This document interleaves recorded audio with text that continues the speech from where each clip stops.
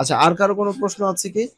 শুধু আজকে ইন্ট্রোডাকশন দিলাম যে আসলে এগুলো মূলত কিভাবে কাজ করে, এগুলো প্রত্যেকটা প্রবলেম কিভাবে ফাইন্ড আউট করবো, এগুলো আমরা একটা একটা করে শিখবো। এগুলো কিন্তু আমাদের চাইলেই মানে একদিনে সব শেখা সম্ভব না। আমাদের এই শুধু কম্প্রেসারের উপরে ক্লাস আছে প্রায় এক সপ্তাহের মতো, ক্লাস আছে শুধু কম্প্রেসারের উপর, ঠিক আছে? কম্প্রেসারের উপরে ক্লাস আছে প্রায় এক সপ্তাহের মতো, যে কম্প্রেসার কিভাবে কাজ করে, কম্প্রেসার কিভাবে প্রবলেম ফাইন্ড আউট করে, কম্প্রেসার কি, কম্প্রেসার কাকে বলে, এই ইত্যাদি ইত্যাদি, এগুলো নিয়ে প্রায় এক সপ্তাহ শুধু কম্প্রেসারের উপরে ক্লাস হবে। গ্যাস ওয়েল্ডিং আছে, গ্যাস ওয়েল্ডিং কিভাবে কাজ করে, কিভাবে কাজ করতে হয়, এগুলো নিয়েও প্রায় এক সপ্তাহের মতো জব আছে। তা আমাদের এরকম কন্টিনিউয়াসলি চলতে থাকবে।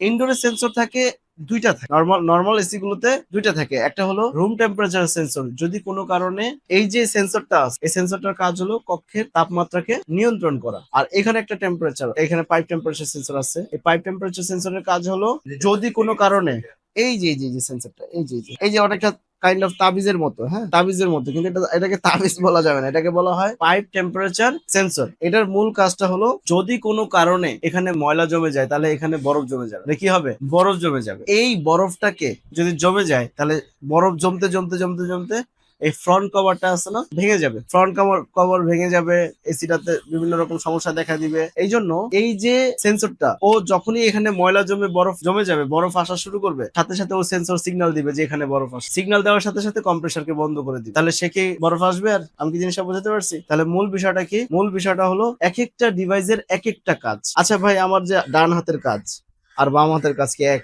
আমার মাথার কাজ আর আমার পেটের কাজ এক? প্রত্যেকটার কাজ ভিন্ন ভিন্ন, কিন্তু প্রত্যেক সবগুলো মিলে একটা কাজ হয়। সবগুলো মিলে কি একটা কাজ হয়। আমার এখানে এই যে আমার এখানে যে ইয়াগুলো আছে, ডিভাইস গুলো আছে, এগুলোর প্রত্যেকটা কম্পোনেন্টের আলাদা আলাদা কাজ। এগুলো সমস্ত কাজ মিলে একত্রিত এসে তারপর কি করে? আমার একটা কাজ সম্পাদন করে। সেই কাজটা কি? কাস্টমারকে আরামদায়ক তাপমাত্রা সরবরাহ করে। আমরা এইটা নিয়ে আলোচনা করছিলাম যে history of air conditioning system নিয়ে, হিস্ট্রি অফ রেফ্রিজারেশন, মানে রেফ্রিজারেটর নিয়ে আমরা আলোচনা করছিলাম না ক্লাসের প্রথম দিকে? করছিলাম কিনা? যে এয়ার কন্ডিশনিং সিস্টেমের 5টা শর্ত আছে, সেগুলো নিয়ে আমরা পরে আলোচনা করব। 5টা শর্ত কি? যে যে 5টা শর্ত নিয়ে আমরা আজকে আলোচনা করব না, 5টা আলোচনা নিয়ে আমরা অন্যদিন আলোচনা করব। এই 5টা জিনিস ঠিক থাকলে এয়ার কন্ডিশনিং সিস্টেমে আরামদায়ক পরিবেশ সৃষ্টি হয়। তো সেই টেকনোলজি গুলো নিয়ে আমাদের প্রত্যেকটা জিনিস আমাদের মাথায় রাখতে হবে। এগুলো যদি খাতায় থাকে তাহলে হবে না ভাই। প্রত্যেকটা জিনিস কোথায় থাকতে হবে?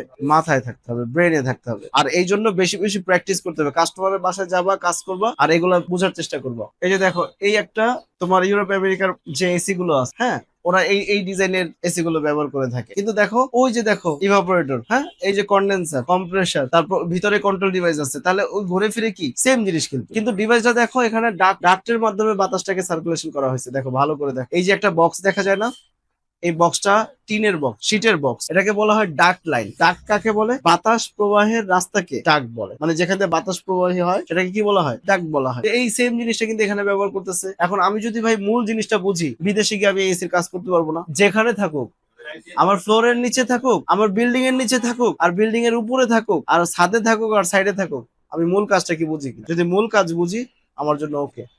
এই ফ্যান আর এই ফ্যান কোনটা?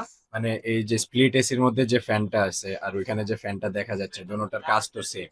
হ্যাঁ, আমার আমার মূল কাজটা কি? কন্ডেন্সারকে ঠান্ডা করতে হবে না?